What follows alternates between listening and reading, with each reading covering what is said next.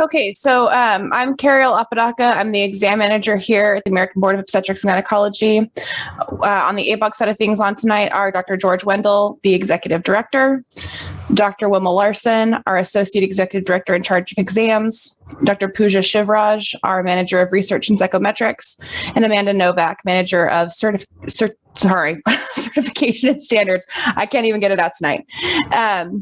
Dr. Wendell, would you like to welcome everybody to the webinar tonight?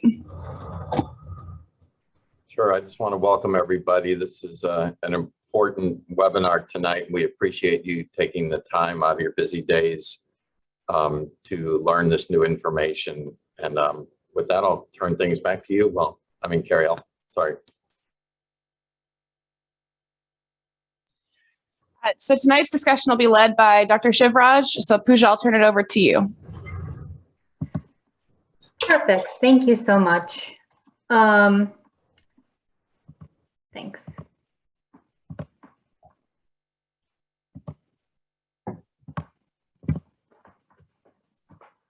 Okay, so welcome everyone. Thank you all for being here today. As Dr. Wendell said, this is a very important topic to ABOG, so I'm very glad that all of you could be here today.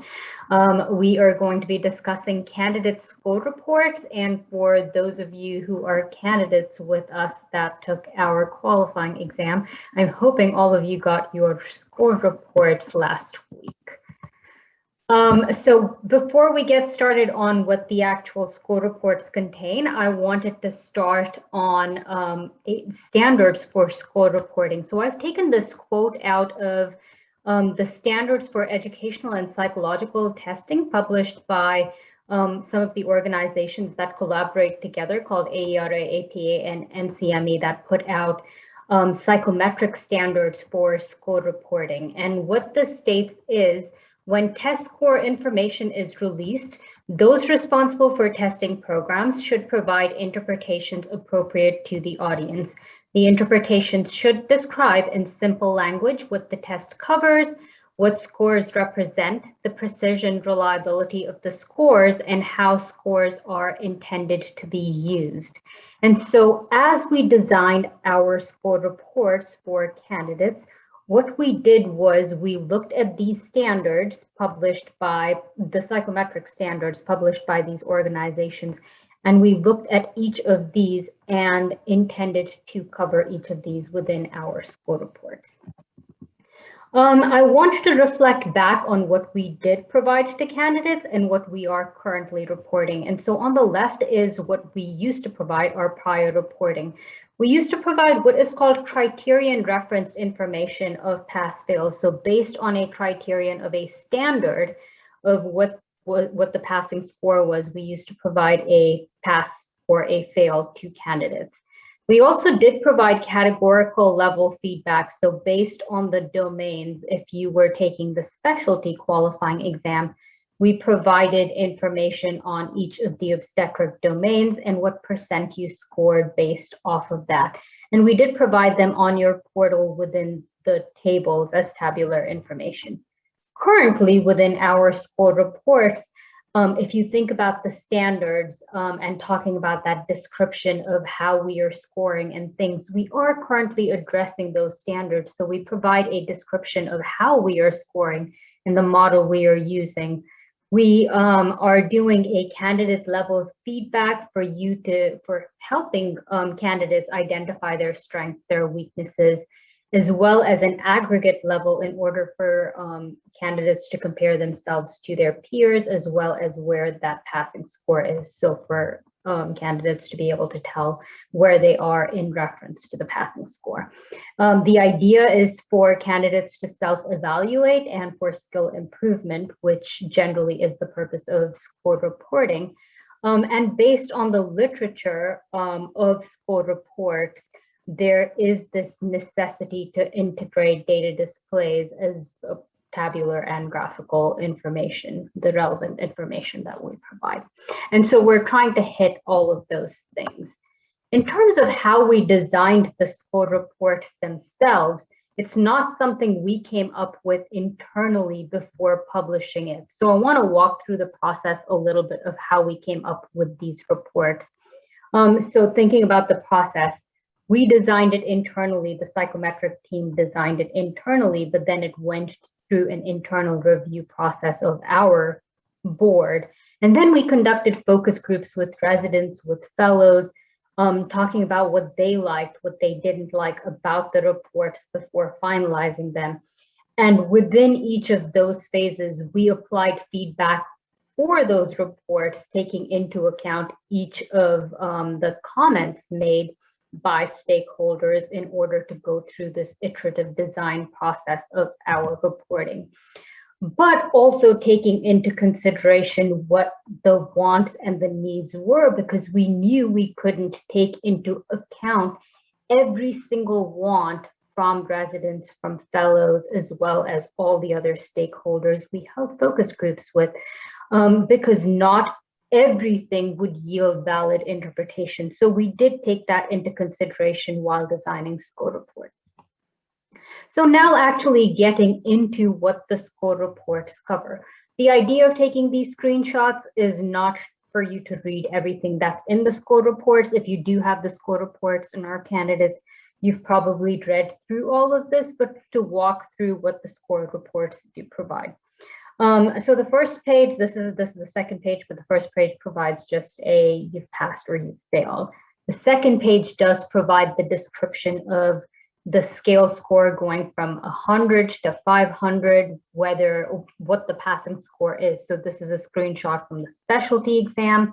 The passing score is at 339. So a person that scored below 339 fails. A person that scored higher than that passes. But it essentially talks about how we've standard set the exam, a description of how we've scored the exam, as well as the distribution of everyone else's score. So you can see where you lie in comparison to everyone else that has taken the exam in the same year.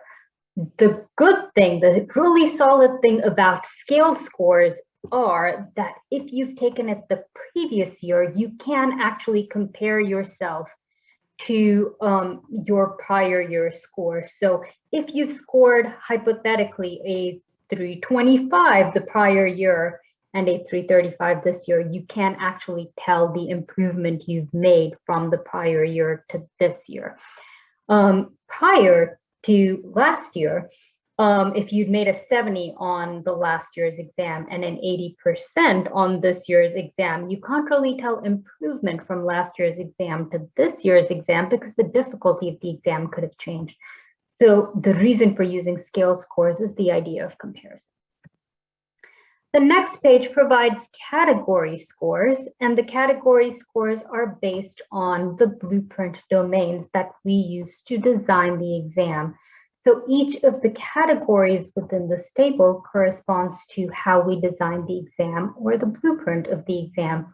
So that describes, the little paragraph there describes that.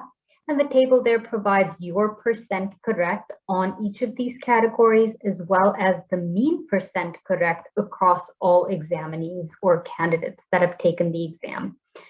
At the bottom of that page or the table, you also get a link to the bulletin to give you an explanation of what exactly basic sciences comprises of. So within that category, you get a more detailed explanation within the blueprint of what task statements that comprise. So in case you need to take the exam again or for future learning, you would be able to tell what exactly basic sciences means. And so you'd be able to go back into the bulletin to look at that. It also tells you what percent of the blueprint is actually assessed by basic sciences. So that's a little bit more about your percent by category within that table. And finally, this is only specific to the specialty exam, and this is only given for specialty exams because of the percent of items within each category. And what this graph tells you is your scaled scores by domain. And so these domains are broken down just by large categories of obstetrics, gynecology, office practice, and cost content. And this again is specific only to the specialty exam, where the dark blue line in the middle gives you your scaled score by domain. the box around it, the little light blue box around it, gives you one standard error around your domain score. And then the black diamond tells you what the domain score, the mean domain score for other candidates are. So it sort of gives you this reliability of your score, as well as where other people are scoring.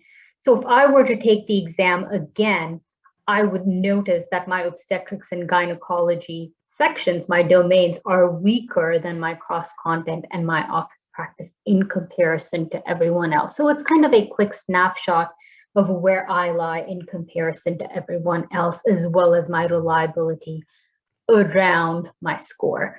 And so those are the pages we lay out within the score reporting. And as you can see, it's different from what we used to provide before, as well as an explanation of everything else we provide.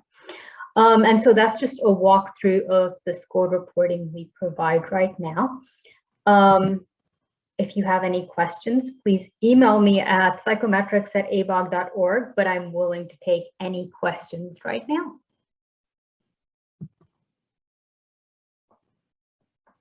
So just as a reminder, there's a Q&A button at the bottom of your screen. If you have any questions for Pooja or Dr. Larson, Dr. Wendell or Amanda, you're welcome to put them in the chat right now, or in the Q&A right now.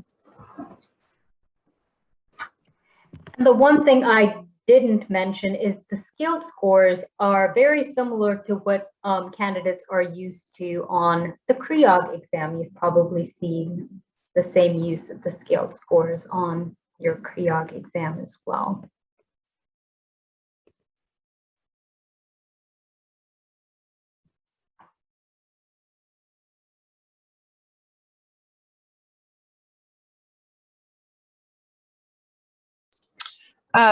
First question, would these domains be available to program directors? Yes, that is a great question. So we also do reporting for program directors, where we aggregate scores up from candidate reports to program director reports. So the domains are available to program directors as domains themselves, where they are accessible to program directors, but program directors also get feedback similar to candidates who get feedback on their programs and how they perform, similarly to how candidates get reports. Pooja, do you want to speak to, I think those will be available by the end of October. Is that correct on? Yes.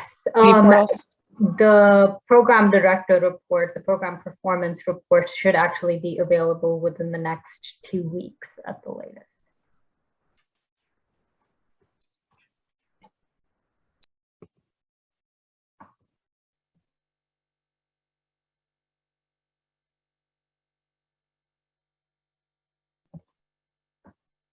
And programs do get aggregate scores and candidate scores if candidates choose to release their scores to program directors.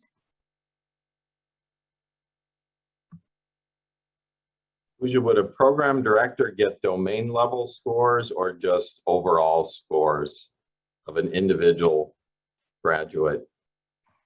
They get overall scores of candidates, not their individual breakdown of scores.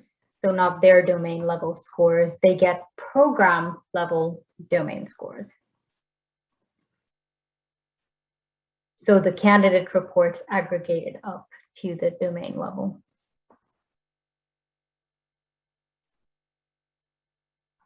For a small program, a fellowship that might only have one candidate taking it, would the program report in essence be the individual's performance, so that a program would somewhat know how that graduate performed if they were the only one that likely took the test?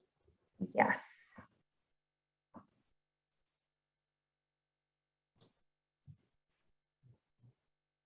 I do see that we have a hand raised, but we're asking everybody to put if you have any questions, put it in the chat, the Q&A, instead of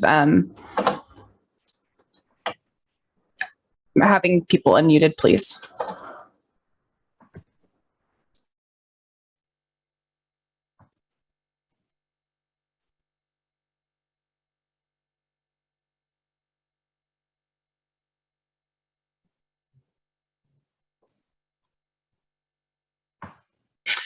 I'm not seeing any more questions while we're waiting in case anybody has any to add. We will note that this has been recorded. We will distribute it in a couple of days. It usually takes our communications team just a little while to get everything processed because we do try to include transcripts where possible.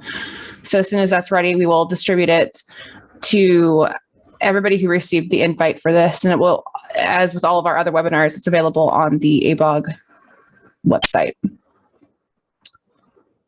Okay, and if you have any additional questions, please feel free to email me at psychometrics@abog.org and I'll be willing to answer them. Okay. All right, thanks everybody. Have a good night.